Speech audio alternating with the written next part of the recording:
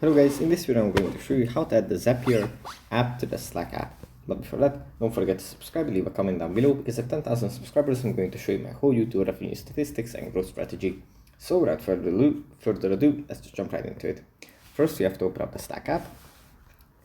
And here it opens up in the home menu where we have our channels, our direct messages and some tips. From here we just go into general, and then we tap on connect apps.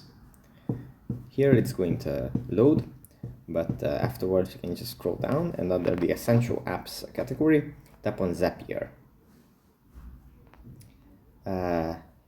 Yeah, and then it's going to load again. You have to wait a bit, but after it is done, there's going to appear add to Slack button like this. And we can just tap on this and add it to our workspace. So that's pretty much it for this video. Hope it was helpful for you guys, and I'll see you in the next one.